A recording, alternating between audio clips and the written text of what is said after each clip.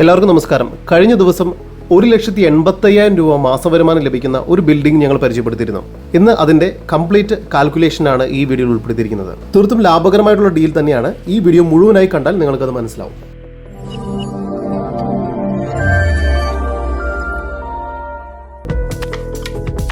11 1 BHK അപ്പാർട്ട്മെന്റുകളുള്ള 4,600 square feet വരുന്ന ഒരു building ആണിത്. ഇപ്പോൾ മന്ത്ലി 1,80,000 രൂപ ഇവിടെ നിന്നും റെന്റൽ ഇൻകമായി ലഭിക്കുന്നുണ്ട്. 11 അപ്പാർട്ട്മെന്റും മന്ത്ലി റെന്റിന് കൊടുത്തിരിക്കുകയാണ്. അവിടെ നിന്നും ലഭിക്കുന്ന റെന്റൽ ഇൻകമാണ് 1,80,000.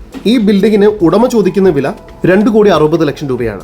അതായത് ഏകദേശം 9% റിട്ടേൺ ഇപ്പോൾ തന്നെ ലഭിക്കുന്നുണ്ട്. ഇത് കൊച്ചിയിലെ ഏറ്റവും ഉയർന്ന ഒരു റിട്ടേൺ തന്നെയാണ്. കാരണം റെന്റൽ ഇൻകം എന്ന് പറയുന്നത് എപ്പോഴും 5% താഴെയാണ് നമുക്ക് കൊച്ചി മാർക്കറ്റിൽ ലഭിക്കാറുള്ളത്. മാത്രമല്ല 1,80,000 എന്ന് പറയുന്ന ഈ റെന്റൽ ഇൻകം ഓരോ വർഷവും 15% ഇൻക്രീസ് ചെയ്യുന്നതാണ്. ആ രീതിയിലാണ് ടെനൻസുമായി എഗ്രിമെന്റ് വെച്ചിരിക്കുന്നത്. അങ്ങനെ നോക്കുമ്പോൾ ഒരു 8 വർഷം കൊണ്ട് തന്നെ നിങ്ങൾ ഈ ബിൽഡിംഗിന് വേണ്ടി മുടക്കിയ പണം നിങ്ങൾക്ക് തിരികെ ലഭിക്കുന്നതാണ്. കാക്കനാട് ഭാഗത്ത് വലിയ വികസനങ്ങളാണ് നടന്നുകൊണ്ടിരിക്കുന്നത്. ഓരോ ദിവസവും പ്രോപ്പർട്ടികളുടെ വില കൂടിക്കൊണ്ടിരിക്കുകയാണ്. അതുപോലെ ഇൻഫ്ലേഷൻ റേറ്റും കൂടിക്കൊണ്ടിരിക്കുകയാണ്. അങ്ങനെ നോക്കുമ്പോൾ നോർമൽ രീതിയിലുള്ള ഗ്രോത്ത് ഉണ്ടെങ്കിൽ തന്നെ, അതായത് 7 to 8% ഗ്രോത്ത് മാർക്കറ്റിൽ ഉണ്ടെങ്കിൽ തന്നെ 8 വർഷത്തിന് ശേഷം പ്രോപ്പർട്ടിയുടെ വാല്യൂ 4,60,00,000 രൂപയായിരിക്കും. അഥവാ ഓരോ വർഷവും 10% അപ്രീസിയേഷൻ ലഭിക്കുന്നതെങ്കിൽ 8 വർഷം കൊണ്ട് ഈ ബിൽഡിംഗിന്റെ വാല്യൂ 5,36,00,000 രൂപയെങ്കിലും ആവുന്നതാണ്. ഇത് വാങ്ങാനുള്ള പണം അല്ലെങ്കിൽ നിങ്ങൾക്ക് ലോൺ എടുത്ത് വാങ്ങാവുന്നതാണ്. 60% വരെ ലോൺ ലഭിക്കുന്നതാണ്. അതായത് 1.5 കോടി രൂപ വരെ നിങ്ങൾക്ക് ഇത്തരം ബിൽഡിങ്ങുകളിൽ ലോൺ ലഭിക്കുന്നതാണ്. നിങ്ങളുടെ എലിജിബിലിറ്റി അനുസരിച്ച് 15 വർഷത്തേക്കാണ് ഇത്തരം ബിൽഡിങ്ങുകൾക്ക് മാക്സിമം ലോൺ ലഭിക്കുന്നത്. അങ്ങനെ നോക്കിയാൽ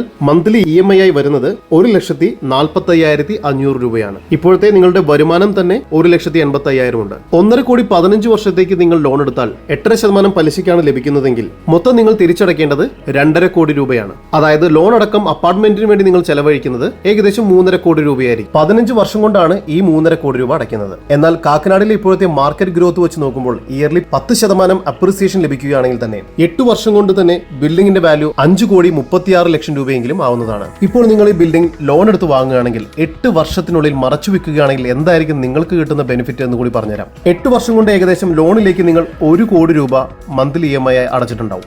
മാത്രമല്ല 1 കോടി രൂപയെങ്കിലും ലോണിന്റെ ബാലൻസ് ആയി, അതായത് ഔട്ട്സ്റ്റാൻഡിംഗ് എമൗണ്ട് ആയി ബാക്കിയുണ്ടാവും.